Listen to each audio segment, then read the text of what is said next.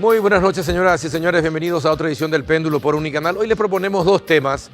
Uno tiene relación con el caso Messer y vamos a estar con Óscar Voidanich, ministro de la CEPRELAT. Por primera vez va a estar hablando en Unicanal el ministro sobre este espinoso tema.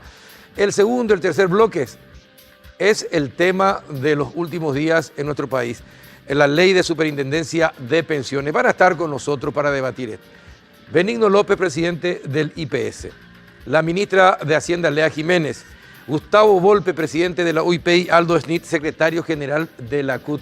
Un cuarteto para tratar de entender un poco más por qué algunos están a favor y otros en contra de este proyecto de ley. Finalmente puede o no ser beneficioso para el país, lo sabremos en el segundo y tercer bloque. Vamos a la pausa y ya estamos con el ministro de la CEPRELAT.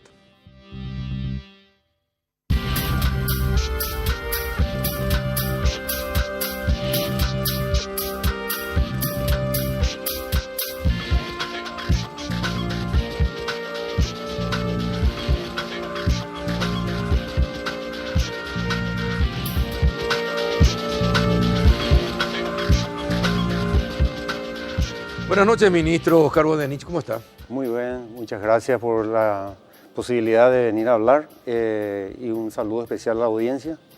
Antes de empezar, Carlos, sí, me gustaría por favor pedir disculpas a los demás colegas tuyos.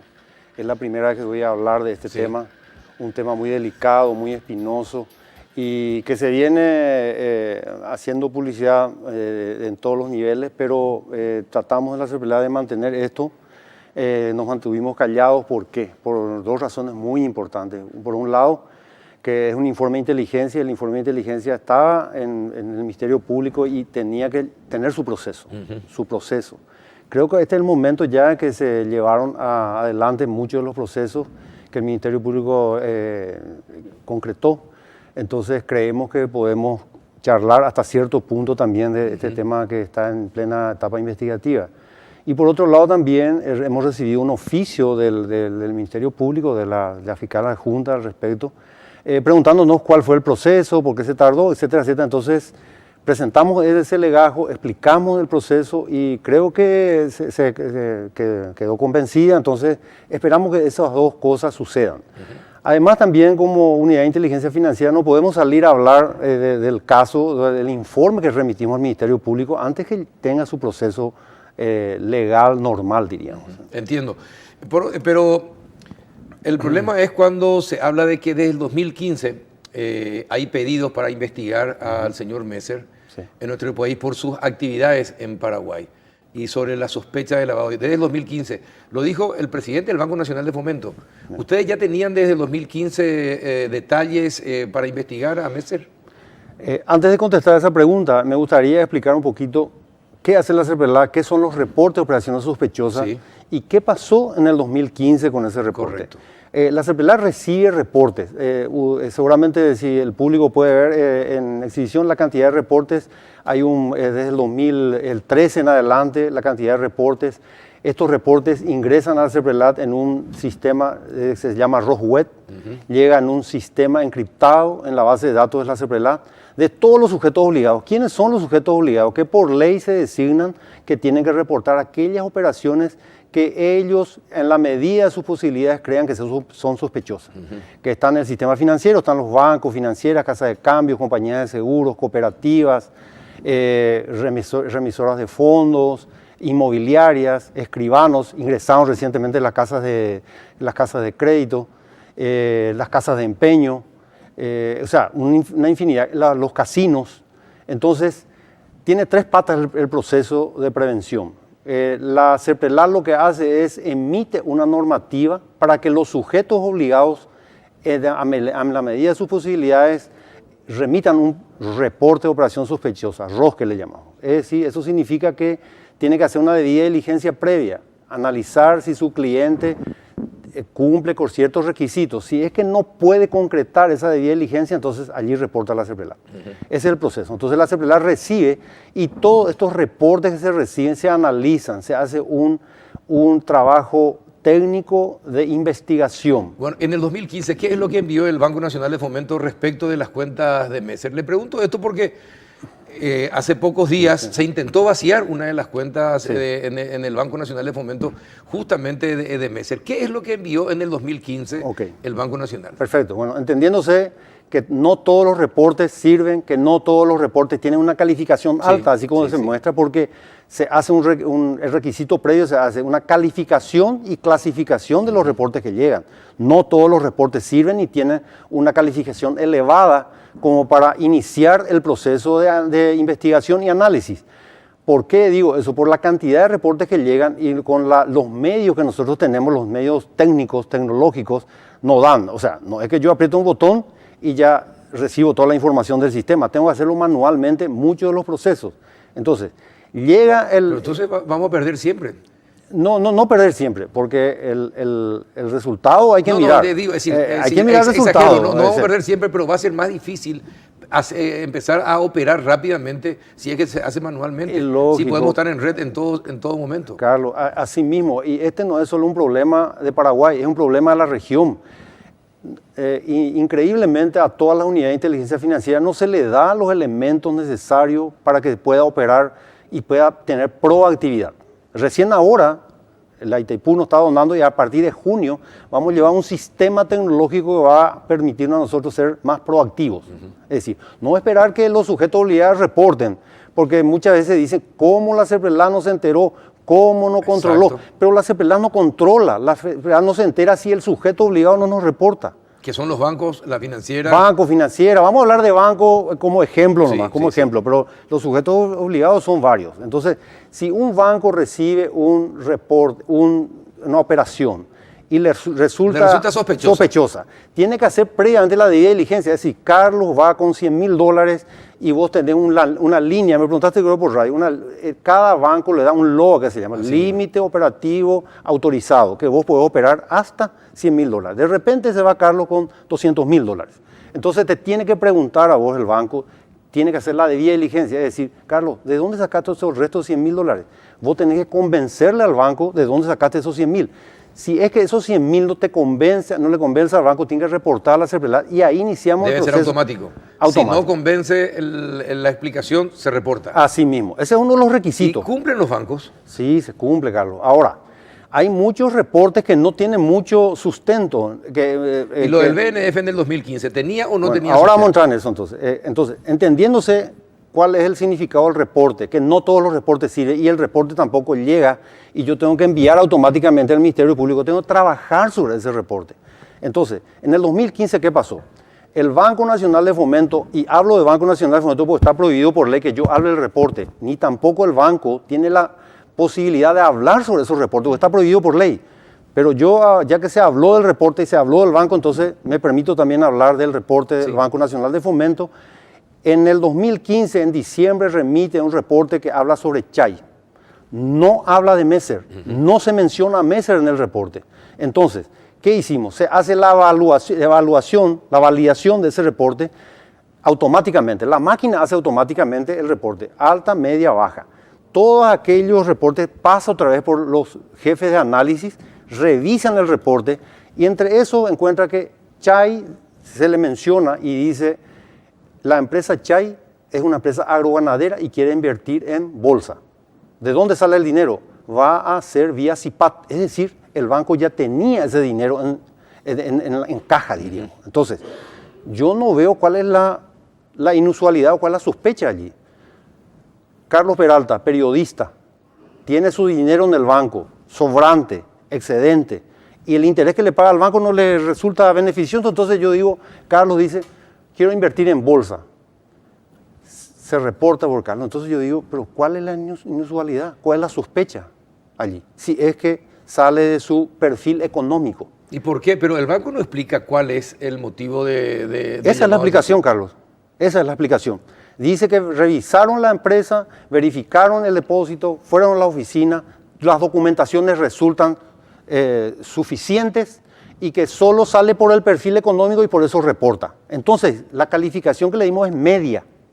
Quedó en medio riesgosa sería la media.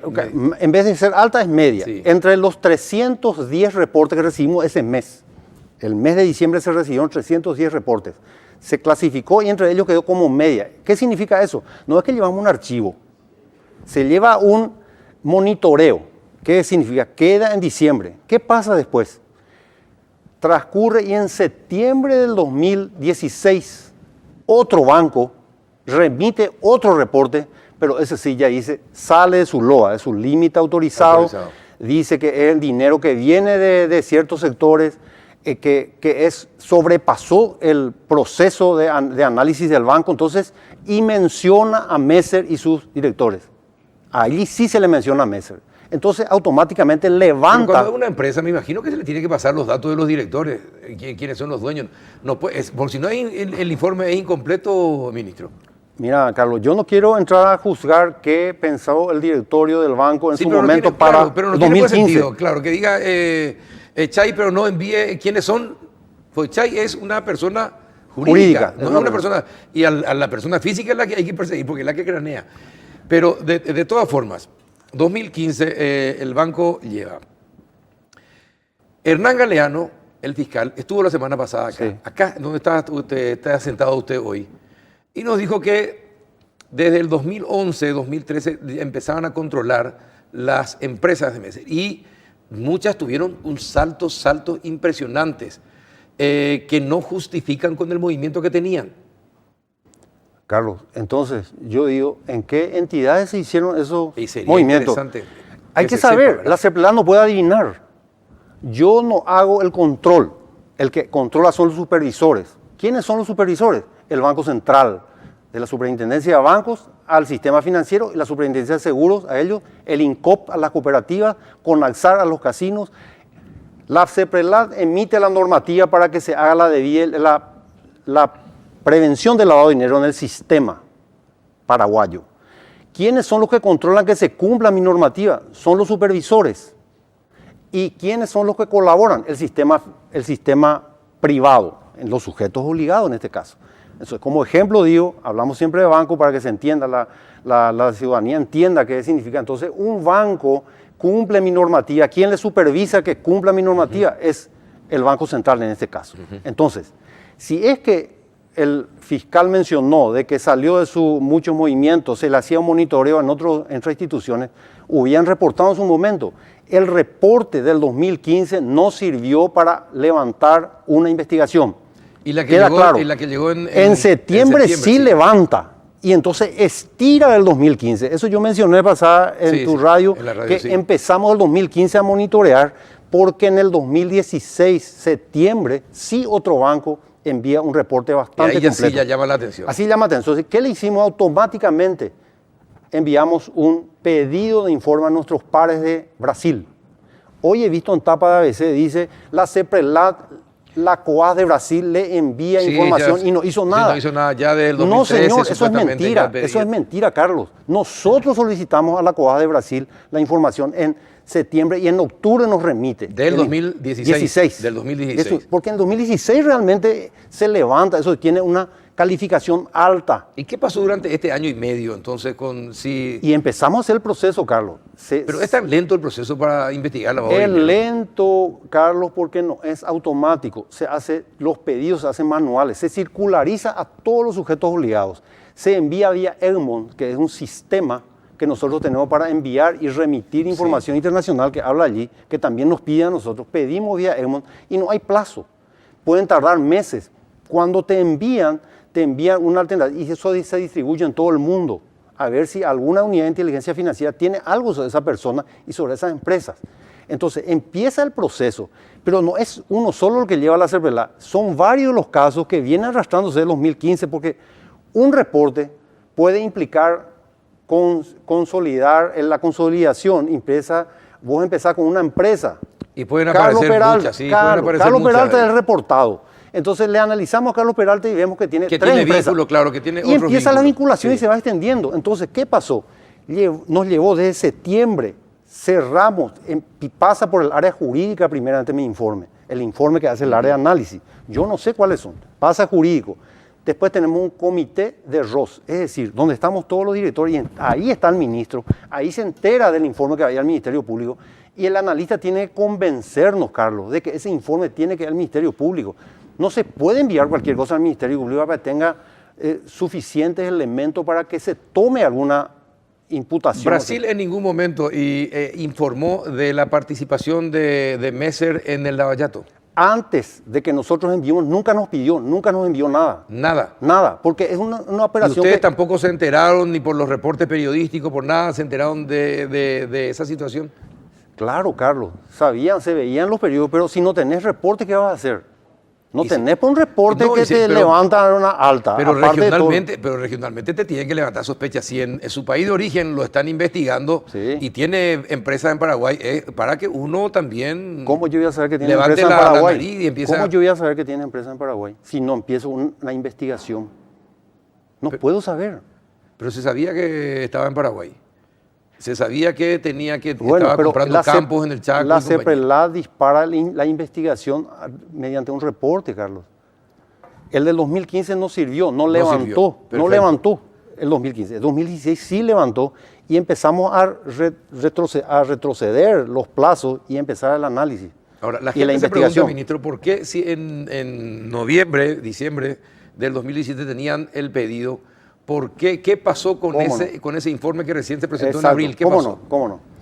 Esto pasa por el área jurídica, antes de diciembre. El área jurídica dice, señores analistas, amplíen este informe para 3 empresas más y 3 directores más, aparte de las 3 empresas que ya cerramos nosotros. Entonces, eso pasa al comité de ROC que te comenté. En diciembre. ¿Qué 3 empresas ya habían cerrado? ¿Cuáles son? No quiero entrar en la parte específica del informe, Carlos. Te pido por favor porque está en plena etapa investigativa. No, claro, pero los fiscales, le cuento más que los fiscales ya dieron los nombres de las empresas. Pero yo prefiero no dar. Perfecto. Entonces, se envía, cerramos en diciembre, el comité de la CEPRELAD les recomienda y dice, hagan caso jurídico, terminen las 3 empresas más y envían al Ministerio Público para que se cierre el circuito. ¿Qué pasó? Diciembre a abril, empiezan las publicaciones periodísticas. Escuché que una periodista dijo, el ministro se enteró de nuestras publicaciones y llevó bajo el brazo corriendo al Ministerio Público. Es cierto. ¿Por qué? Porque si empezaba a publicarse y nuestro informe no estaba ahí, entonces dijimos, bueno, vamos a enviar el informe parcial cerrado a diciembre y terminemos después el resto. Se envía en abril, antes de que las propiedades se enajenen, antes que se vacíen las cuentas, ¿verdad? Pero ¿cuál es finalmente, Carlos? Nuestro informe tardó, es cierto, 1 año y medio. Hubiéramos querido que sea menos tiempo. También, aparte de eso, no es el único caso que estamos llevando. El caso Forex nos llevó mucho más tiempo. El caso de Mega Lavado, Carlos, que involucra más de 20 empresas. Con todas las precariedades, la CEPRELAD cumplió y siguen cumpliendo de su trabajo. El informe sirvió al Ministerio Público. El resultado está ahí. Nuestro informe sirvió para hacer todas las imputaciones y las enajenaciones de bienes que hoy se está llevando a través de Senavico. Entonces, ¿dónde está la parte que yo quiero resaltar? Finalmente, ese proceso, durante los 1 año y medio de nuestro proceso de investigación, nunca se filtró información. Si nosotros queríamos ayudar, como se quiere dar a entender que cajoneamos, escondimos el informe, les hubiéramos avisado a la gente y hubieran vaciado las cuentas y enajenado todos los bienes. Nunca se filtró. Mis funcionarios de la CEPRELAD, muchas veces yo les digo, son patoruzú, tiran centro, cabecean, mete gol y ellos gritan. Se hizo un trabajo técnico, mi gente hizo un trabajo técnico. Nunca se filtró del área de análisis ni un elemento que pudiera alertar a estas personas para enajenar y vaciar las cuentas. Eso hay que resaltar, Carlos. Y bueno, ¿y cómo queda todo, ministro, ahora? ¿Qué es lo que tiene la CEPRELAD sobre las empresas, sobre Messer, las empresas y los que están involucrados? Carlos, aparte, seguimos sumamente ampliando. Sospechoso el tema que desaparezcan, no se sepa nada de ellos. Bueno, eso es más que sospechoso, ¿no? Eso es sí. casi una confirmación de ilícitos cometidos, ¿no? Y seguramente, Carlos, pero yo ya no puedo entrar a juzgar en la parte. A mí, en lo que compete como institución, la CEPRELAD, yo creo que cumplió. Nunca se filtró nuestra investigación. Se le dio al Ministerio Público, es cierto, tardamos seguramente, eso es algo subjetivo también, pero no tenemos los elementos suficientes, Carlos, como para apretar un botón y sacar todo se hace manual, se recibe la información y se empieza a hacer el proceso de... Y ahora que consolidaron los informes y los datos de las 6 empresas. Seguimos investigando con las 3. ¿Cuál es la conclusión a la que llegan? ¿Hay fuerte indicio de lavado de dinero? Hay elementos, sí, hay elementos suficientes. ¿Y en qué lavaban? ¿En la compra en bienes inmobiliarios? Hay bienes inmobiliarios, hay dinero de corrupción, etcétera, etcétera. Cuando habla de corrupción, ¿a qué se refiere?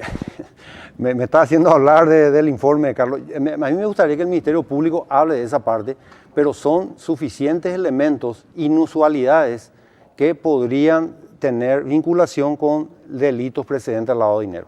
Hasta ahí te puedo decir. Porque hay varias ¿Qué son los delitos precedentes de lavado de dinero? Hay varios delitos precedentes, por ejemplo, está contrabando, el narcotráfico, falsificaciones, etc. ¿Y para dónde va? ¿Narcotráfico? ¿Narcotráfico también? Hay muchos delitos precedentes. No me gustaría anticipar. Pero ¿sabe qué es lo que pasa, ministro? Son graves. Cuando usted me habla de narcotráfico, la pucha. Una cosa es el lavado de dinero. Ahora sí, se está lavando dinero del narcotráfico. Entonces es mucho más grave. No sé, Carlos, eso con la investigación se va a... Pero yo creo que es dinero de la corrupción directamente. Es mucho dinero de la corrupción, porque tenía una empresa inmobiliaria, una empresa agroganadera. Entonces, con el transcurso de la investigación se va a ir saltando. El fiscal habló de 41 millones de dólares aproximadamente de crecimiento sin explicación. ¿Está por ahí la cifra o es más? Sí, está por ahí. ¿Está por ahí? Está por ahí. Está por ahí. ¿En cuántos años? ¿2, 3 años? Desde que yo sé, por lo menos, él está operando acá desde 2011.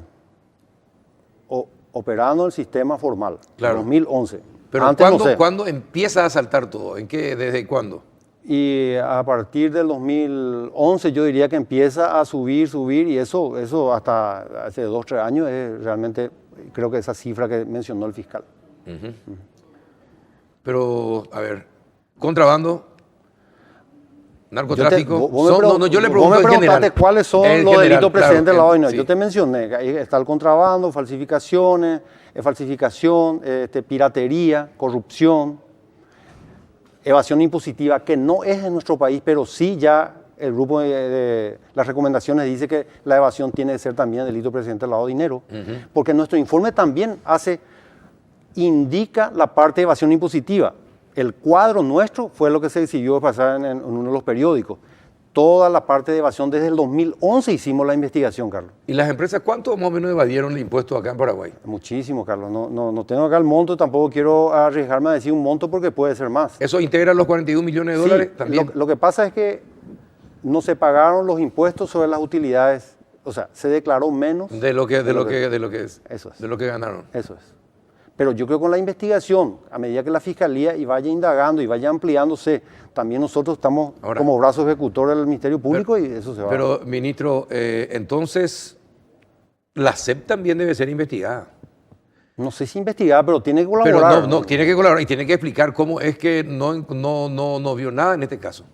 No, lo que pasa es que las declaraciones juradas son falsas, o sea, falsearon las declaraciones juradas. Entonces, si fueron capaces de encontrar mega evasión, ¿cómo no va a ser capaz de encontrar en un caso como este, Carlos, de sospechoso y compañía ya con antecedentes? Me imagino yo, ministro, que cuando las instituciones del Estado funcionan y salta el nombre de alguien por pedido de un país extranjero que tiene empresa en Paraguay, todos aquellos que recaudan o que de alguna manera controlan el manejo financiero comercial de esta persona deben actuar, entre ellos la SED. Yo no quiero hablar de restitución, pero vos mencionaste de que cuando un país pide, dice, nunca pidieron ellos. No importa, pero una institución nunca pidió. Nunca pidió. Se descubrió. Cuando se descubre algo y salta, todas las instituciones de control deben extremar cuidados. No, nosotros como medida de precaución siempre tomamos esa medida, Carlos, de que coordinamos con el Ministerio de Hacienda, la Subsecretaría de Tributación, cuando nos parece que hay evasión y no es lavado. Casos de contrabando, por ejemplo, siempre se paga más de lo que la factura dice. Entonces hay una subfacturación, sobrefacturación en unos casos. Entonces en ese caso entramos enseguida con la subsecretaría a trabajar. Sí, se baja el precio, se sube el precio. Esa es la gran mayoría de los reportes recibidos en la CEPRELAT. ¿Cómo queda finalmente el tema, ministro? ¿Qué va a pasar ahora? ¿Qué hace la CEPRELAT y ¿Cómo están trabajando La con la CEPRELAT Fiscalía? sigue investigando las empresas que faltan, porque van surgiendo nuevas empresas. ¿Cuántas empresas aproximadamente faltan? Tres que ya tienen los nombres del Ministerio Público. Detrás hay 3 personas más de que estamos ampliando los informes, pero ya a conocimiento del Ministerio Público. Con la Fiscalía. Sí, con la Fiscalía ya. Todos los datos que ustedes recogieron desde el 2015 hasta esta parte ya tiene la Fiscalía. Del 2016. Del 2016. Que retrocedimos al 2015 y inclusive el 2011 en casos de impuestos. Tiene el Ministerio Público. Y, Carlos, el resultado está a la vista, ¿verdad? Creo que en nuestro informe tardamos, ¿cierto? Porque no es el único caso, no tenemos los medios. ¿Cuánto es el presupuesto de la CEPRELAT? Una vez habíamos hablado y usted me había dicho $2 millones. Yo dije, 1.850.000 exactamente. No puede tener ese presupuesto. En el 2009, cuando ingresé, teníamos $500.000. Sí, un chiste. Sí. Entonces, Carlos, yo creo que hay que invertir, hay que darle las herramientas necesarias a nuestras instituciones públicas. Se hace lo que se puede. A pesar de todas las deficiencias, yo, aprovechando tu medio, quiero felicitar a los funcionarios de la CEPRELAT. Hacen de patoruzú. Se hace un esfuerzo enorme, no se filtran las informaciones, Carlos, porque tenemos mucha información de ciudadanos, de empresas, y nunca se ha filtrado, ¿verdad? Nunca se ha filtrado y se hace un trabajo técnico. Y el trabajo técnico lleva su tiempo si no podés tener elementos para ser proactivos. ¿Cuántos funcionarios tiene la Secretaría? Tenemos 61 funcionarios, 44 nombrados y la diferencia son contratados. ¿Insuficiente? Mi jefe de análisis, mis analistas, tengo 3 analistas que hacen el análisis de todo este proceso previo que se hace, hacen otras personas. Los que hacen análisis son 3 y están ganando 4 millones de guaraníes. Ese es el salario de los analistas senior. Bueno, también esa es una forma fácil de corromper. Pero gracias a Dios, hasta ahora por lo menos yo no tengo información de que se haya filtrado. Teníamos analistas, formamos analistas, Carlos, y van al sector privado. Al sector privado, sí. 5 al Ministerio Público, 2 al Banco Central y 5 al sector privado. Analistas formados, y para formar analistas te lleva mínimo entre 5 o 10 años. No es fácil formar un analista. Bueno, entonces es necesario que pida más presupuesto. Pegue el grito al cielo. Si no pega el grito al cielo no va a tener más presupuesto. Y por último, ministro, ¿cuánto estima usted que se lava en Paraguay? Es muy difícil, Carlos. Yo sería muy responsable en decir un monto. No sea irresponsable, pero sea responsable. Pero te voy a decir, lo único que te puedo decir es, allí están los reportes recibidos. Vos me preguntaste hace un tiempo también cuáles son los sectores mayor. Te dije recién las inusualidades que llevan a algunos delitos precedentes: contrabando, narcotráfico, corrupción, la informalidad, la corrupción, falsificaciones en gran medida. Esos son los sectores. Ahora, ¿por qué no te puedo dar un monto, una cifra? Porque ni siquiera los organismos internacionales dan una cifra. El Fondo Monetario habló en un momento dado del 2 al 5%. Entonces le dije al experto, ¿cómo calcularon del 2 al 5% del Producto Interno Bruto Mundial? Y se ríe y me dice, no sé quién habrá dicho ese monto, pero para no errar mucho, hicimos del 2 al 5. Pues entre el 2 y el 5 hay mucha diferencia. Es muy difícil porque justamente estamos hablando de informalidad. ¿Y cómo calcular la informalidad? Se puede hacer un cálculo seguramente. Acá se habla de $12.000 millones como consecuencia de la informalidad. Yo realmente no tengo una cifra, Carlos, no tengo nada, una información concreta, un estudio real sobre ese tema. No puedo decir un monto, ¿verdad? Una cifra. De todas estas sospechas de las altas sospechas, ¿cuántos se comprueban? También vamos cerrando el 10 al 15%, sí. Un porcentaje tenemos, del 10 al 15% de todos los reportes recibidos en un año tienen calificación alta que se puede cerrar un informe. No obstante, eso va al Ministerio Público y el Ministerio Público muchas veces desecha porque también nosotros no tenemos suficiente, llegamos hasta cierto punto y el Ministerio Público tiene más capacidad y dice, esto no nos devuelve, nos pide ampliar, etcétera, etcétera. Pero sí hay informes.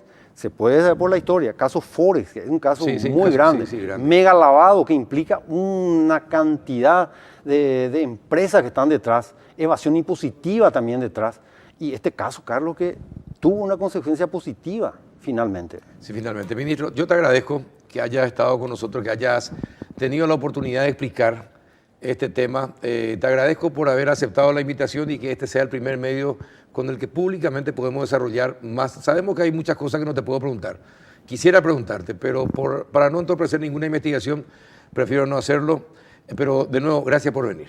Carlos, antes de despedirme, quiero aprovechar tu medio para decirle, por favor, a los colegas, a tus colegas periodistas, que detrás de la CEPRELAC hay familias, hay mujeres y papás de familia que están trabajando conmigo, y es en forma indiscriminada, en forma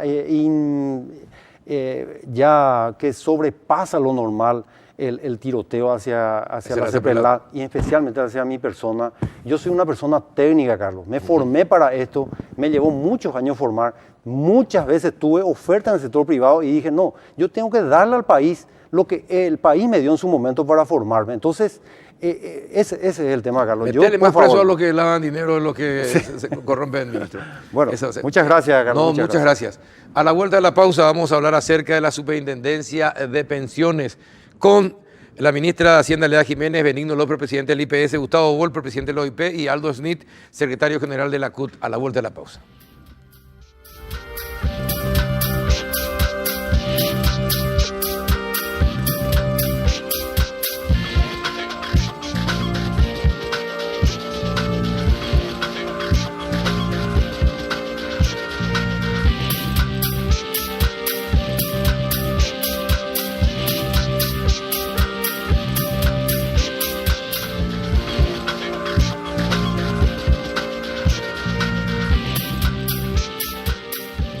¿Qué tal, ministra Lea Jiménez? ¿Cómo estás? Buenas noches. ¿Qué tal? ¿Cómo estás, Carlos, Gustavo, Aldo? ¿Cómo estás, Benigno?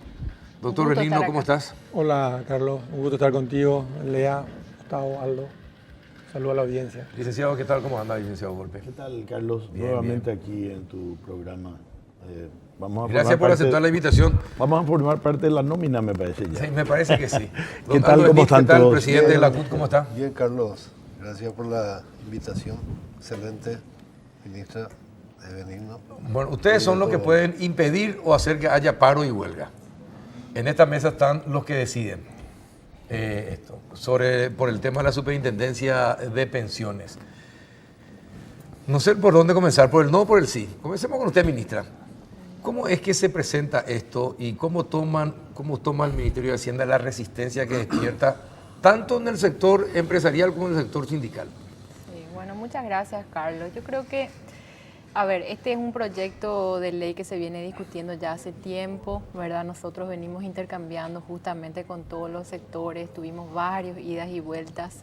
Y nosotros entendemos perfectamente bien, esta ley es una ley que se viene postergando ya hace décadas, tuvo diferentes modalidades. Primeramente se hablaba de, hace décadas, digo, realmente de una gran reforma, pero finalmente hoy estamos mirando a una parte particular de lo que es la gran reforma del sistema previsional, ¿verdad? Nosotros nos estamos enfocando específicamente al respecto de generar un regulador que supervise y monitoree y que transparente todo lo que es la administración, ¿verdad?, de esos fondos previsionales, que son justamente los aportes de los trabajadores. Y yo creo que acá en la mesa todos estamos de acuerdo y estamos evolucionando. Yo tengo esperanza que vamos a converger a un punto de consenso, pero yo creo que todos estamos de acuerdo en lo que es la necesidad urgente de tener un regulador. A ver, ¿están de acuerdo en que haya un regulador? Por supuesto que sí, claro que sí. Totalmente de acuerdo. Sí. Ahora, ¿cuál es el problema entonces? Y que no había acuerdo. Y, ¿En qué no hay acuerdo? Y en algunos artículos en donde había posiciones encontradas. Y vos hablaste del tema de la huelga. Sí, huelga y paro. Sí. Yo creo que eso ya es el resultado nomás de una mala gestión. ¿De una quién? mala gestión de que hay una mesa tripartita. En la mesa tripartita se resolvió hacer un pedido a través del Ministerio del Ministro del Trabajo, que haga un pedido por escrito a la Cámara de Diputados para que no se trate el anteproyecto de la ley. Y cuál fue nuestra sorpresa, que de repente al mediodía ya estaba aprobada el anteproyecto con media sanción. Entonces, investigando, nos dimos cuenta que la nota nunca llegó. Y entonces eso genera desconfianza, eso realmente Porque ¿Y le preguntaron al ministro por qué no llegó la nota? Claro que sí. ¿Qué dijo el ministro? Nada. Y él dijo de que había hablado por teléfono, tuvo una... No envió la nota. Él maneja muy bien ese tipo de cosas y él no envió la nota. Entonces, obviamente, venimos negociando en una mesa, ¿verdad?, en donde se resuelve un tema y el ministro se compromete a solicitar. Porque si él lo hubiese solicitado y aún así, si se trataba el tema, era otra la situación. Pero entonces eso se toma como que hay una maniobra detrás de todo eso. ¿Qué tipo de maniobra estima? Y una maniobra para que salga como es el proyecto original, que no había un acuerdo, no había un consenso para que eso Bueno, se pueda... el proyecto que se presentó, ¿fue consensuado o no? Fue analizado, En gran consensuado, parte. ¿no? Hay dos analizado, proyectos. Sí. O sea, la discusión viene de hace mucho tiempo, ¿verdad? Y el final de la historia es que se consensó bastante, pero hay puntos que no se llegó a un acuerdo, razón por la cual el Poder Ejecutivo dijo hasta acá llegamos con el diálogo en la época de Santiago Peña y envió su proyecto y los gremios decidieron reestudiar la situación y tienen un proyecto alternativo que lo presentaron también al Congreso. ¿Cuáles son los desacuerdos? Bueno, en primer lugar, Carlos, yo creo que es muy importante la presencia de Benigno y de la ministra, porque creo que realmente son ellos las personas que nos pueden dar luz a esta situación, porque este es un tema bastante manoseado. Se dijo que nosotros no estamos de acuerdo, se dijo que nosotros no entendemos, que no conocemos la ley, de que no queremos un control, y para mí eso es totalmente falso. En primer lugar, sí veníamos negociando y como dice la ministra, esta es una ley que hace rato se viene discutiendo. Esto no es nuevo. Sí. Solamente que en estos últimos años se dio de que realmente llegamos por decirlo así, a un nivel ya de que tenía que tratarse, ¿verdad? Y nosotros seguimos sosteniendo, Carlos, de que hay 4 puntos que nosotros solicitamos que se incluya y no se incluyó. Ahí comienza el problema. Ahora, no hubo un acuerdo el viernes pasado en esos 4 puntos para incluir. Yo tengo entendido que se reunieron el viernes en horas de la tarde y que se llegó a un acuerdo. ¿Qué pasó? ¿Se incluyó, no se incluyó? ¿Se va a presentar, no se va a presentar? A ver, yo quiero hablar respecto de eso, ¿verdad? Definitivamente hubo una reunión el jueves pasado. El jueves fue. El jueves pasado, donde estuvieron representados otra vez todos los, digamos que estamentos, y finalmente se nos entregó una hojita. Yo te digo, yo quiero ver lo positivo dentro de toda esta discusión. A pesar de que nos envió esa nota, que yo no sé qué pasó, no tengo nada que ver con eso, pero me parece que justamente la aprobación que se da en el Congreso hizo que finalmente se empiece a mover la gente al respecto de este tema en el que más o menos venimos intercambiando, pero todavía no se llegó a ese lugar. Hoy nosotros desde Hacienda hemos recibido, yo le llamo las hojitas, ¿verdad? Hojitas donde se traen unas hojitas donde se dice específicamente revisemos este artículo, esto nos asusta, explíquenos esto. Entonces, ese proceso, efectivamente, finalmente estamos dialogando al respecto de las cuestiones que no quedaron claras. Pero se hizo después de la aprobación de diputados. No, se trató de hacer antes, pero antes nunca se trajo concretamente, digamos, cada uno. ¿Quién explica rápidamente cuáles son esos 4 puntos en desacuerdo? No hay 4 puntos. Yo creo que no podemos decir ni siquiera que existe un grupo de trabajadores, ¿verdad? Porque realmente hay varias cajas y varios grupos de trabajadores que traen diferentes preocupaciones a la mesa, ¿verdad? Y muchas de las cuestiones, desde nuestro punto de vista, del punto de vista de cómo fue elaborada esta ley, la ley era bastante, digamos, que general en algunas cuestiones y más específica en otras cuestiones. Y nosotros dijimos, bueno, nosotros estamos felices con esta versión, pero traigan los puntos, digamos, que no están claros, y fueron trayendo, y nosotros lo que hicimos es acomodar esos puntos dentro de lo que es la ley sin dañar la esencia, el espíritu de la ley, ¿verdad? Cosas que podemos, digamos, incorporar y que traen tranquilidad a los diferentes sectores, nosotros estamos felices de incorporar. Es un poco otra vez el trabajo de qué es lo que te molesta, dónde está la palabrita, y como digo yo siempre, tenemos que remangarnos, sentarnos y trabajar de verdad, no solamente discutir, sino más bien concretamente de manera práctica. Licenciado, sí, pero por favor, Benigno, un ratito. Resumime, por favor, licenciado, ¿cuáles son los 4 puntos en desacuerdo? Bueno, en primer término, lo que yo te quiero decir es que hay una historia detrás Y la historia es que hay un temor a que se utilice esta ley en detrimento del fondo. Yo puedo confiar en Benigno, puedo confiar en la ministra, pero si la ley sale mal y después ya no están ni Benigno ni Lea, esto puede ser utilizado como una herramienta para perjudicar o para direccionar hacia lugares que no estamos de acuerdo. Entonces, obviamente, lo que nosotros cuidamos era justamente el hecho de que, para comenzar, que el superintendente no sea un superhombre que pueda hacer todas las tareas de supervisión, de control, de auditoría que están expresamente especificadas en la ley. Y tampoco decía dónde invertir todo. En la parte de funciones. Pero después había otras partes en donde, transcurrido un tiempo, decía que finalmente el propio superintendente podía haber cambiado lo que decía la propia ley. Bueno, la buena noticia es que hoy hemos recibido el último proyecto del ministerio y se han corregido esas discrepancias que nos preocupaban. Creo que hoy fue un día muy fructífero.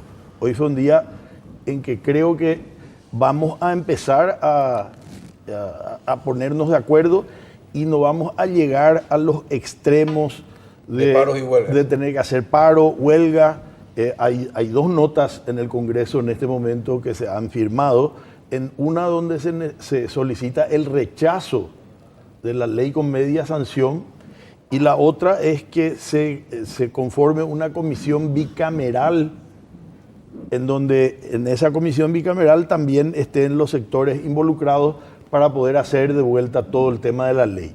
Y eso a nosotros no nos gustaba, particularmente yo creo que esto es de suma urgencia. Nosotros necesitamos sacar esta ley, porque en este momento estamos en el peor de los mundos, como dirían los chicos. Totalmente. Porque es arco libre. Y nosotros sabemos de que gracias a ese arco libre, o por culpa de ese arco libre, se han hecho cosas muy malas, en donde se ha afectado los fondos de muchas de las cajas. Entonces, la solución a esto es que haya una superintendencia que realmente sea un auditor de cómo se manejan los fondos. Entonces, en base a eso fuimos enviando. Se acercaron posiciones. Se acercaron posiciones. Y esta tarde ya tenemos la versión final en donde... ¿Ya? ¿Versión final ya? Yo no tengo conocimiento. ¿Vos no tenés conocimiento? Yo no tengo conocimiento. ¿Cómo es que uno de los actores no tiene conocimiento? Y bueno, porque estaba de viaje y estuvo llegando recién ahora, por eso no tuvo conocimiento, pero no importa. Mañana se va a hacer una reunión a las 3:30 de la tarde en el Ministerio del Trabajo, en donde vamos a tener oportunidad todos de poder opinar. Pero le voy a preguntar a Aldo, ¿y qué va a pasar? Acá dicen que ya hay un principio de acuerdo y el sector sindical, ¿alguien te habló, te explicó algo? ¿Hubo representantes en esa...? Yo creo que sí, solo que es cierto lo que dice el licenciado. Yo estaba de viaje, llegué hoy directo acá, vine.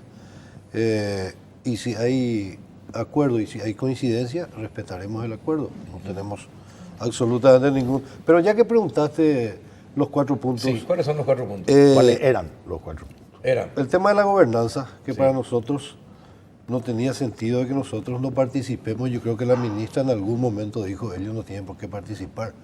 ¿Verdad? Si estoy equivocado, me corrige. No, hay diferentes estadios, ¿verdad? Por un lado vos tenés la superintendencia, correcto. Por otro lado vos tenés el comité de inversiones, donde existe participación pero el comité igualitaria. De inversiones... Después vos tenés el consejo asesor, que como habíamos explicado en un inicio, el Consejo Asesor se encarga de dar una terna al presidente de la República que elige justamente al superintendente. En ese lugar nosotros dijimos, ahí no pueden estar los regulados, porque el regulado no puede ser juez y parte. Para nosotros lo que es claro es de que los trabajadores, los jubilados y los empresarios tienen que tener participación dentro de los consejos. Para nosotros eso es fundamental, ¿verdad? No puede ser que los propios dueños no puedan tener participación en las comisiones, En las decisiones. en las decisiones de donde nosotros somos Se decide dueños. qué se va a hacer con Claro. la plata, claro. El segundo Ese punto, es el lo comité que nos asesor donde preocupaba, están representados. el sí. segundo punto que nos preocupaba es el superpoder que tenía o que tiene, para mí tiene todavía el superintendente, donde puede decidir sobre inversiones, sobre el consejo, sobre todo. Él es el que va a decidir sobre todas las cosas. El tema de las inversiones y el tema de los inmuebles. El tema de los inmuebles, y Benigno sabe que inmuebles tiene, pero el IPS es una institución que tiene inmuebles por todos lados, tiene Por 1.000 millones. hoteles, tiene, ¿cuánto? $1.000 millones de dólares. 1.000 millones de dólares, imagínense. 2.000 inmuebles creo ¿Qué es lo son, que ¿verdad? vuelvo a O más. repetir, Carlos? No es que nosotros no queremos el control. Lo que nosotros queremos es que una vez por todas se haga bien las cosas. Ese es lo que nosotros solicitamos. Entonces, para nosotros esos 4 puntos eran fundamentales, pero sin embargo no fueron considerados. Entonces, No, Ahora se consideró. hay algo que nos Sí, preocupa, se consideró. hay algo que nos preocupa, Carlos. La influencia política en este tipo de instituciones. No podemos seguir que los políticos decidan por los consejos. No puede ser que el presidente de la República siga siendo el que designa al representante de los empresarios, al representante de los trabajadores en el Instituto de Previsión Social, por ejemplo. O sea, hoy esa gente que está ahí no nos representa, no me representa a mí, no sé si le representa, pero no puede ser, tienen que ser electos por las bases de los trabajadores, de los empresarios, o si no se manipula políticamente la situación. Hay que responder a alguien cuando se está ahí. Doctor, pero desde el punto de vista legal, lo que dice Aldo, ¿ni cómo se salva? Yo, ¿O cómo llegaron a un acuerdo? desde yo el punto de celebro vista que legal? hable Aldo del tema, si no se terminaba tu programa, ¿verdad? Sí. Pero por suerte que trago los temas que son los de importancia de resolver y que hay que ver hasta dónde se puede llegar, ¿verdad? Primero hay que aclarar que la desconfianza es mutua. Por eso ellos piensan de que el superintendente podrá decidir sobre el destino de los fondos, lo que está totalmente vedado para el superintendente. Él no lo puede hacer, ni el consejo tampoco lo puede hacer. Pero no creen mucho en lo que decimos y como la redacción de repente también algunos nos ayuda para algunos, entonces vos podés interpretar como querés, más o menos, esto es así, esto es asá, pero en realidad no puede hacer. Y es bueno que la mesa se abra y que se pueda dialogar y se pueda llegar y sacarnos la duda entre nosotros al final del día, ¿verdad? De lo que yo entiendo de todo lo que se acordó, ¿verdad? Hay un gran avance en todo lo que se acordó. El tema de inmuebles está resuelto. Sí. Ese tema ya está resuelto luego de desde hace antes, ese fue el primer problema que se muchísimo, tuvo. Sí, ese fue un problema. Pero el tema de inmuebles está resuelto. En la ley que se entregó en el 2015 y después de eso ¿verdad? fue una de las primeras cosas que se cambiaron. El tema de la gradualidad está también resuelto. El tema de las inversiones y los límites también está resuelto. El tema de las inversiones, ¿qué tenemos en las inversiones? En el tema de las inversiones es lo Porque que esta preocupa. porque esta ley deroga La prohibición. deroga la 1860 del año 50. Vamos a una cosa. Claro. Después de la pausa le contestas. Vamos a la pausa.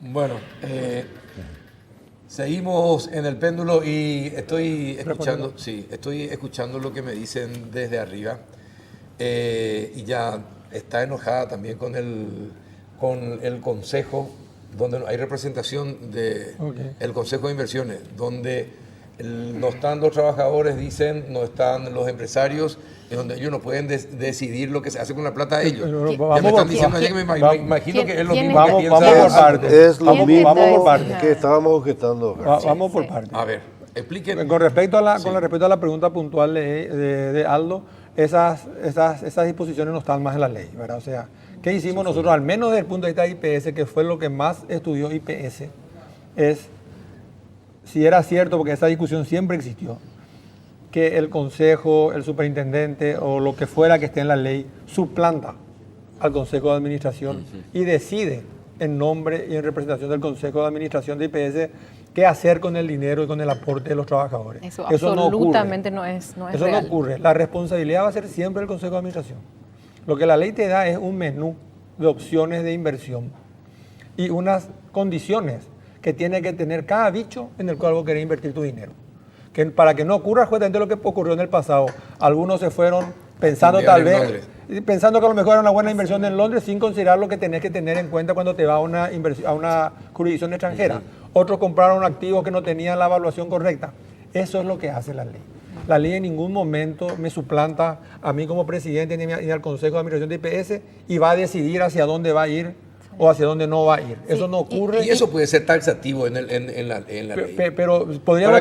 Justamente para No, que es exista que- esa es que- confianza. podríamos, yo siempre digo que si lo que Está vos decís, y si taxativo vos en decís la ley. algo, escribí si te decía hace falta.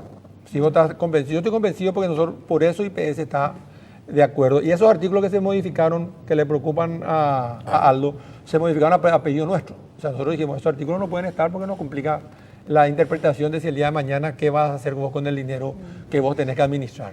Y el tema sí que es una cuestión que hay que ver bien, es el reclamo que tiene Aldo, que tienen los gremios, que tiene Gustavo, que tiene Beltrán, de la participación en el Consejo Ejecutivo. Hay un consejo donde está, o el Consejo Asesor, hay un consejo que es el consejo que elige al superintendente y que le controla al superintendente, que le supervisa al superintendente, que está compuesto por el presidente, por el Banco Central, el puede Ministerio de sugerir la Hacienda, remoción y también. el Ministerio de Hacienda y el Ministerio del Trabajo.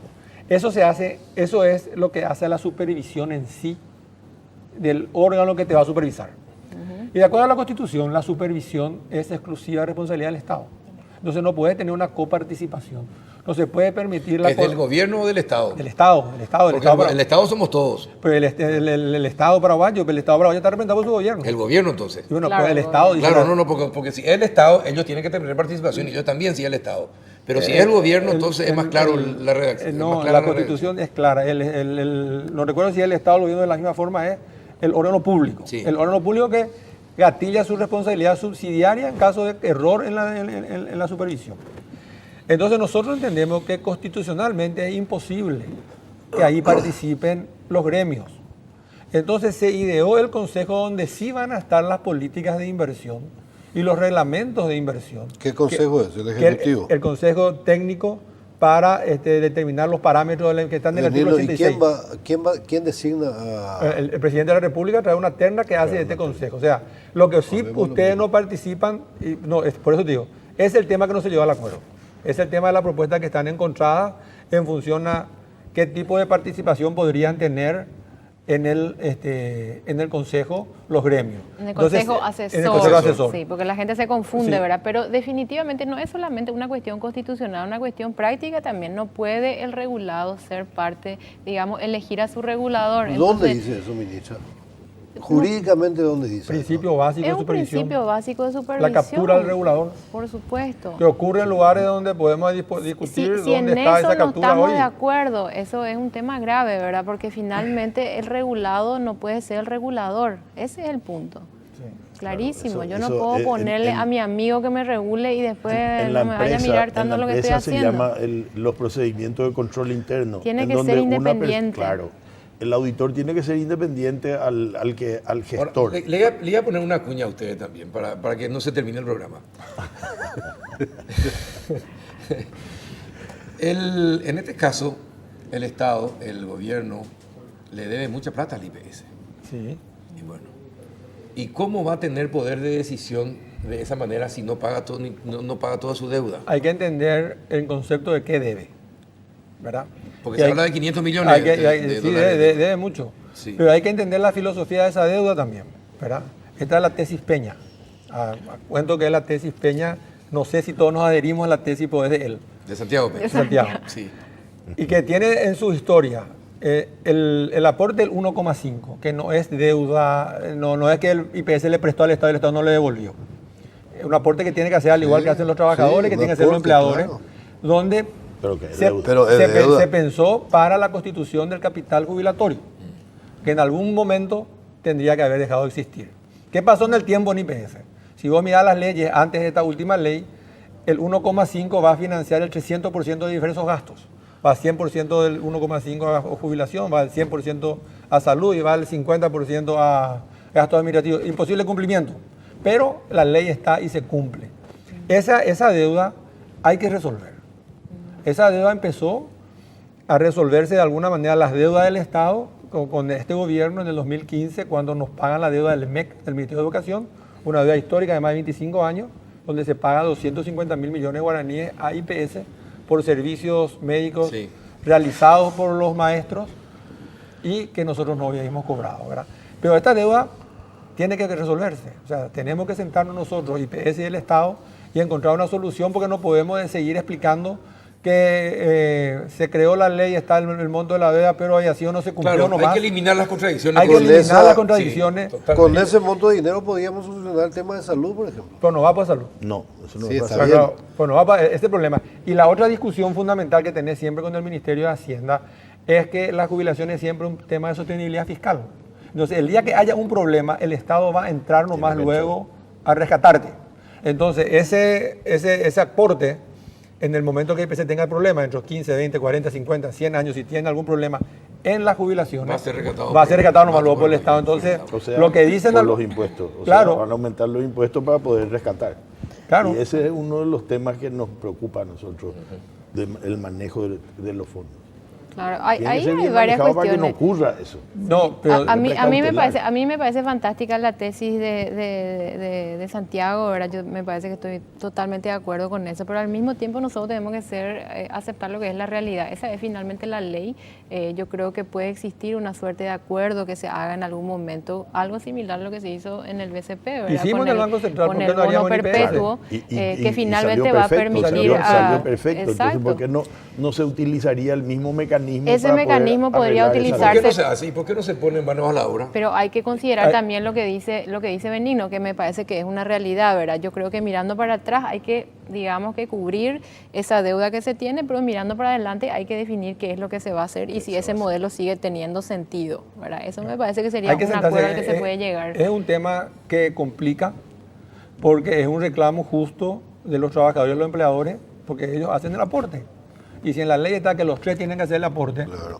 ¿por qué no haría el Estado, que es el que tiene primero que tiene que cumplir la ley? Después discutiremos si le da el cuero financieramente o no, pero hay que sentarse a hablar y en eso estamos siempre abocados, pero no llegamos al acuerdo. Sí. Inclusive Pero- el Estado pero- en un momento, inclusive le demandó al Estado Sí. en su momento. Ahora, Entonces pero una cosa, es doctor, complicado. ministro. Pero esas son dos cosas, o sea, por un lado está la superintendencia de pensiones, jubilaciones y pensiones, que tiene que mirar, resguardar los ahorros de los aportantes. Por otro lado está este tema, Claro, ¿verdad? no, Yo no creo hay que que son dos mezclar. temas, no hay que mezclar los temas o tratar de generar más confusión en la que ya existe, ¿verdad? Ese es un tema que se tiene que resolver, eventualmente se va a resolver y yo creo que requiere también de una mesa de diálogo y ¿por qué no? Eso puede darse justamente un ejemplo de una discusión que se puede tener en el marco de ese consejo asesor. Consultivo. Sí, del consejo asesor.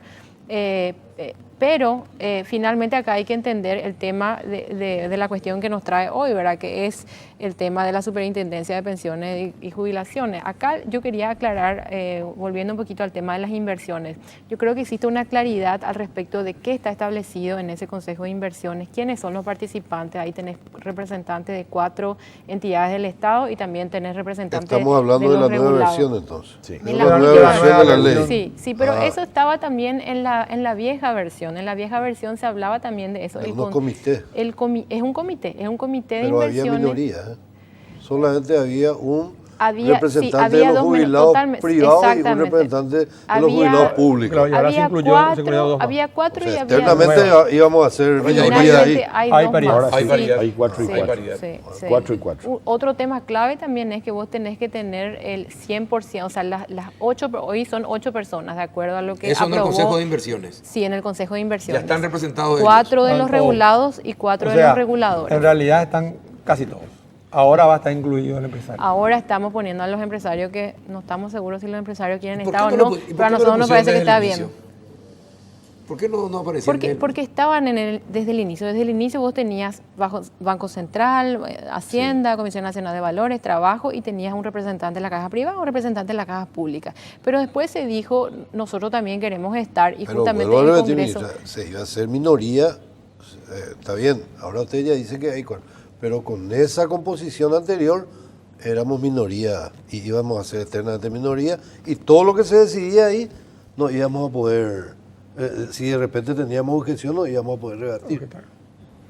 Es una realidad, ministra, es una realidad. Y está bien, y cuando el Congreso dice, nosotros agregamos a un representante de los jubilados y a un representante de los trabajadores, nosotros dijimos fantástico, y después se dijo, se agregó más y se dijo, no es una cuestión que no queríamos que estén, era siempre una cuestión que dijimos, acá están, estas son las entidades del Estado que deben mirar este tema, y acá están, acá hay un representante de caja privada, un representante de caja pública.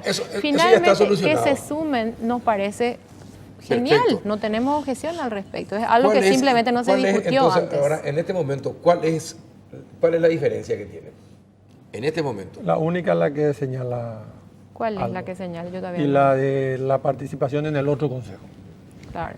Esa es la única que queda para discutir. Pero a mí me gustaría entender si después de este intercambio que tuvimos ahora, si es que todavía vos considerás algo de que efectivamente yo vuelvo a ustedes, repetir, ministra, sí. Llenan las expectativas, nosotros vamos a respetar, vamos a informar nuestras bases. Pero parece que ya se acabó tu programa, Carlos. No, todavía no. Quedan todavía 15 minutos. 15 todavía. No, desde el inicio yo me mantuve en esos 4 puntos. Y hoy estamos hablando de los 4 puntos. Genial. Entonces, si hay acuerdo, evidentemente, mañana a la tarde hay una reunión en el Ministerio del Trabajo, en el Consejo Tripartito. Y bueno, y ahí nos veremos y... Ahora, yo le pregunto, ¿el gobierno tiene todavía influencia dentro del Senado para que no se trate esto a tambor batiente, que no pase lo que pasó en diputados, que supuestamente no tenía que tratar, pero lo trató? Yo creo que definitivamente se debería tener, ¿verdad? Finalmente los congresistas son representantes de cada uno de nosotros y por lo menos deberían escuchar que todos aquí estamos dialogando y estamos llegando a un consenso. Yo quiero defender a una audiencia pública para este tema para la semana que viene. Yo quiero defender, no es a tambor batiente. La Cámara de Diputados tiene hace un año la ley. Y yo me imagino que el Senado va a tomarse su tiempo también. No hay forma que vos te vayas y le pongas una pistola en la cabeza a los senadores para que te traten de una ley. Es una ley complicada de entender, hay que estudiarla. Van a tener que examinar las comisiones. Sí, yo creo que con suerte y con viento a favor, por lo menos 2 meses y van a llamar a una audiencia pública. Sí. ¿Esto pasa para el otro gobierno? ¿Ustedes creen que esto se va a aprobar en este gobierno o pasaría para el próximo gobierno? Y dependerá de la audiencia pública, dependerá del criterio del Senado y dependerá de que haya acuerdo. Si hay acuerdo, a lo mejor un poco más rápido. Pero claro, incluso yo si creo que esa haber parte no es tan relevante, porque si es que existe un acuerdo, un consenso al respecto de la ley, ¿por qué no aprobaría el Congreso Nacional una ley en la que todos hemos trabajado, hemos acordado, estamos de acuerdo, creemos que debe existir? Hay que ver nomás que hay procedimientos. Sí. Entonces, al haber una modificación, tiene que retornar a la Cámara de Origen. Sí. Y la Cámara de Origen tiene que aceptar o rechazar las modificaciones. Entonces, todo eso es un pimponeo que tiene su tiempo. Que tiene su tiempo y que, obviamente, si hay un acuerdo ya de todas las partes, yo creo que eso se puede hacer un lobby como para que lo antes posible pueda constituirse en una ley necesaria, absolutamente necesaria, y sobre todo equilibrada como es lo que estamos solicitando que sea.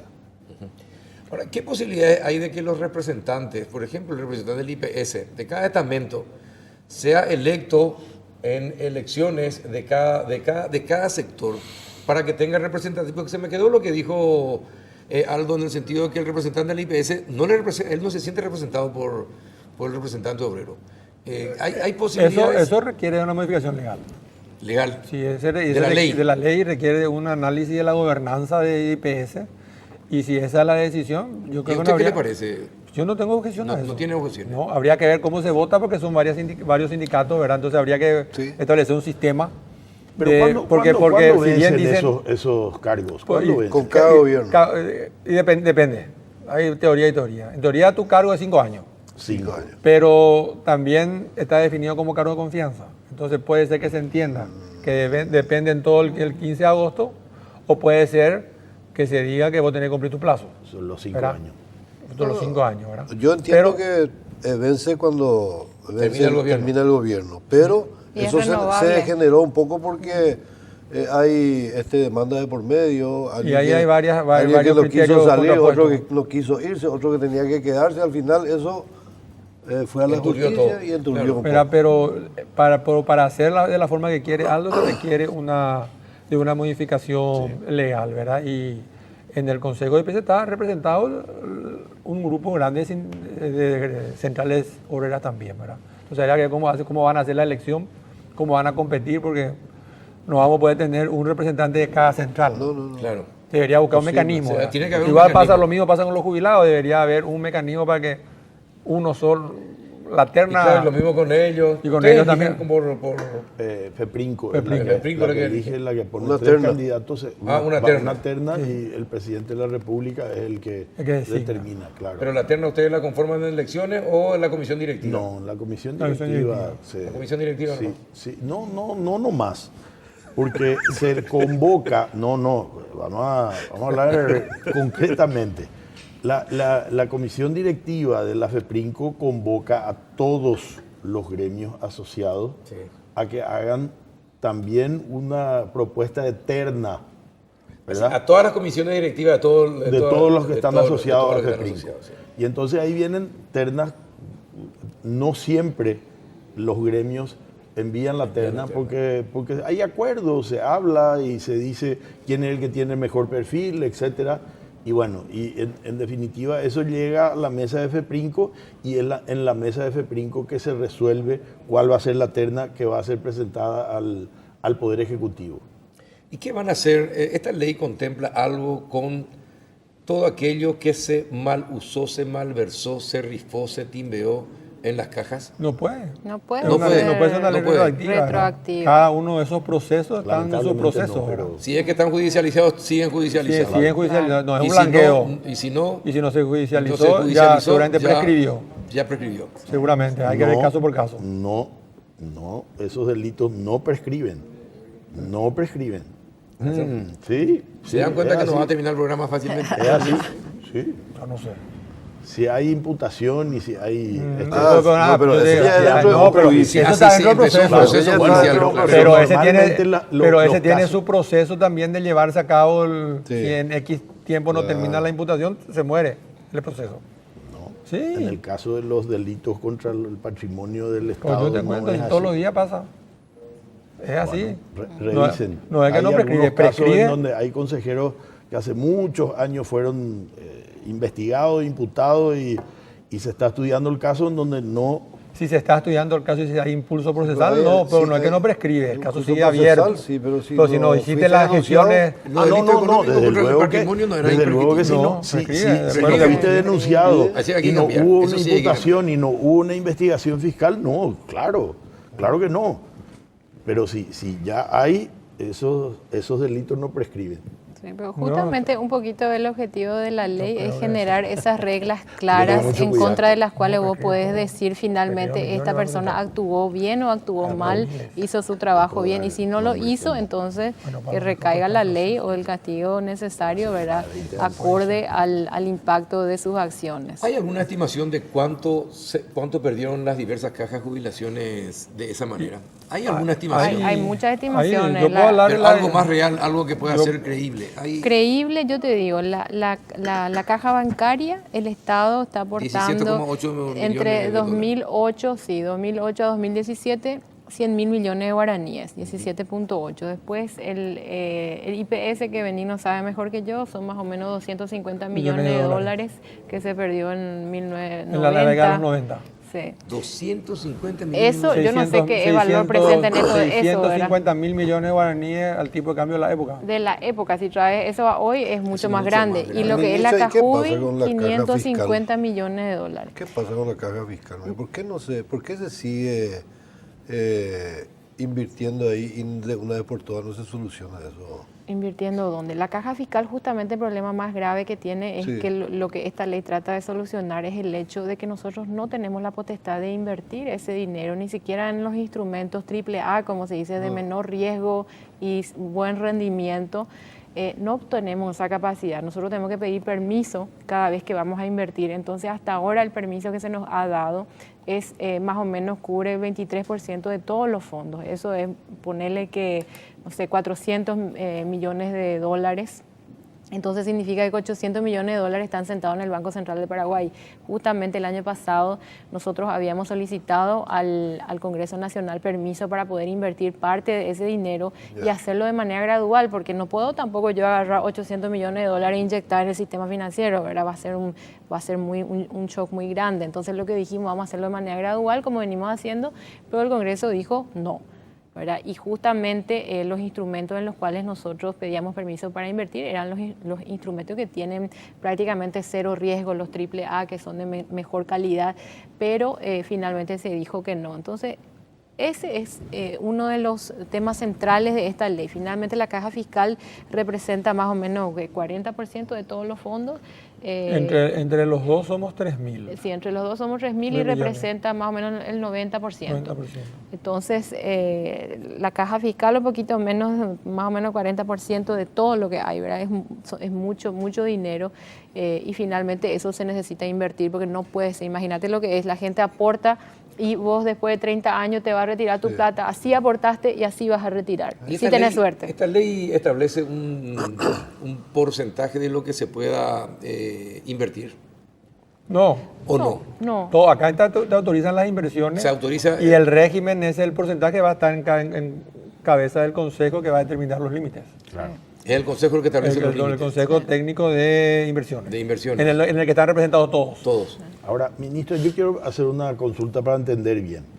Esos fondos de la caja fiscal están en el Banco Central, ¿verdad? Sí. Yo no creo que estén en la bóveda del Banco Central. Deben estar donde están depositados las reservas monetarias internacionales, que en este momento están ya generando inclusive un porcentaje. Estos están separados y estos están sentados en el la Banco cuenta, Central. No en la bóveda, en la cuenta. No están siendo invertidos, no se pueden tocar. Eso no está dentro de lo que son las reservas internacionales aplicadas. No, porque es guaraníes. No, la reserva de moneda absolutamente no. Son dos cosas diferentes. ¿Y qué y pasa no se con los pueden fondos mezclar. de salud en este nuevo? No afecta esto a los fondos de salud. Esto es solamente la parte de los fondos jubilatorios, el aporte que va a la jubilación. Sí. Bueno, parece que sí se está acabando el programa, parece que sí, ya veo que están, no sé, más tranquilos, por lo menos al licenciado Volpe le veo más tranquilo. Aldo, No, te veo todavía dubitativo. No, estoy tranquilo. No, yo le veo a Aldo con cara, mira, yo estoy contenta, Es yo que- le miro a él y sí, yo le miro a él. Es que yo siempre tengo mis dudas. Ay, bueno, Pero es Demasiado bueno, ya nos bueno jodimos en dudar, este país, es bueno Carlos. dudar. Demasiado ya nos jodimos en este es lo que país. dije. ¿Entendés? Entonces, de Es repente, cierto, yo queremos yo algo que entiendo definitivamente perfectamente solucione el eso. problema. No que traiga otro problema, problemas. más Totalmente, problemas. Ese es totalmente. claro. Y necesita ser dialogado, discutido y analizado y eventualmente consensuado. Eso es lo que nosotros buscamos y ojalá que yo creo que vamos a llegar a eso. Tenemos que aprender a dialogar, como dice Ahora- la ministra, y a discutir ahora- y a... Aldo, ¿y cuál es la sensación que tenés de las otras centrales obreras? No, en realidad yo represento a 4 centrales obreras, que es la coordinadora de centrales sindicales, que son la CUT, la CNT, la CGT y la CPT, ¿verdad? Y después hay otro bloque sindical, que es encabezado por el compañero Bernardo Rojas, que también son 4 centrales, 4 o 5 centrales. Yo creo que todos estamos en el mismo, Hoy en la misma FED, posición. La Federación de Educadores ya anuncia que van a ir a una huelga. ¿Está bien? ¿Verdad? Es decir, me parece que, no, por eso, todo, esto es una en la que todos tenemos que conversar y todos tenemos que informar adecuadamente cómo está la situación. Justamente la reunión de Dentro de mañana la clase es para obrera y eso, fuera. ¿verdad? La reunión de mañana es muy importante. La reunión de mañana ¿Dónde va a y ser? bueno, En el Ministerio de Trabajo. después informaríamos las bases, nosotros como coordinadora nos reunimos y ellos, cada central, informa sus bases, ¿verdad? Ahora, hay que entender que hay, por ejemplo, los educadores no están afiliados a ninguna central, normalmente ellos deciden por sí.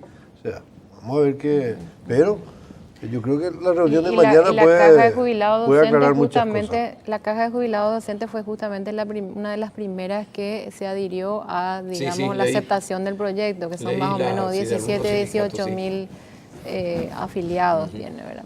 Yo creo que se va sumando la gente a medida también de que van entendiendo con más claridad de qué se trata esta ley y de que esta ley le conviene justamente a ellos, ¿verdad? Y eso, yo estoy feliz por eso. Que se están disipando dudas que había antes, de acuerdo a las redacciones que se fueron modificando. Y eso es fundamental. Lo que hay que aprender de esto, Carlos, es que hay que darle participación. A todos. A todos. Porque los sindicatos también son parte de la sociedad, Carlos. Totalmente. Entonces necesitamos conocer todo lo que se va a hacer con algo tan importante que es lo que hoy estamos tratando, ¿verdad?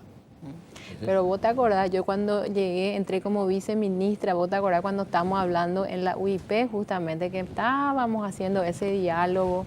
No es que no se le incluyó a la gente, yo creo que es un poco, se generó un proyecto base y es como decir, yo estoy de acuerdo contigo, Aldo, esto es para nosotros una lección aprendida en muchos sentidos, ¿verdad? ¿Cómo podemos abordar un proceso de reforma?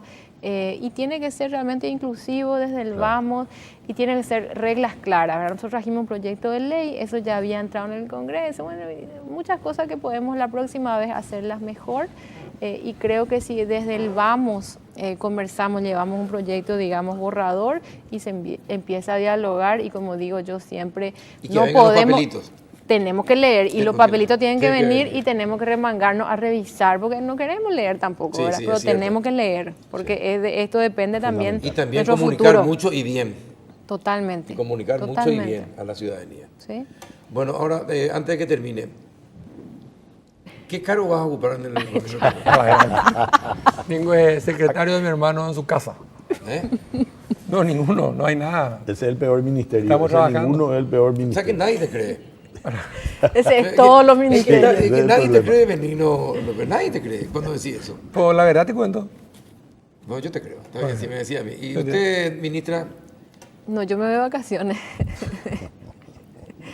Mire que yo sé que usted es... A ver, Ya.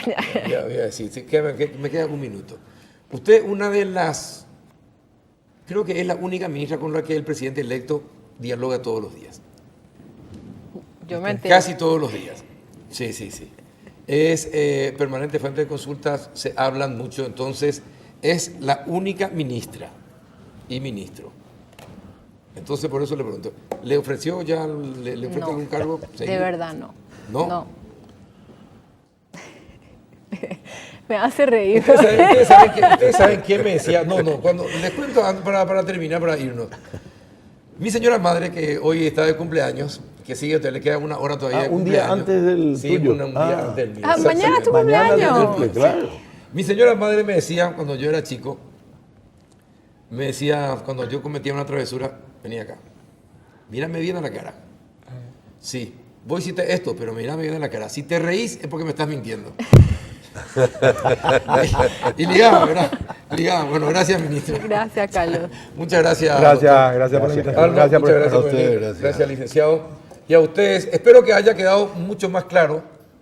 Hoy no se notó tensión en esta mesa, que es, yo pensé que iba a haber mucho más tensión. Me alegra descubrir que esa sensación de tensión desapareció. Me alegró escuchar lo que usted dijo, que se salvaron los 4 puntos. El tema que le preocupaba a Aldo parece que quedó más entendido. Y bueno, esperemos que a partir de mañana los congresistas también empiecen un diálogo formal con todos los sectores para sacar la mejor ley posible. Gracias por estar con nosotros y a ustedes por acompañarnos desde sus casas. Hasta el próximo miércoles.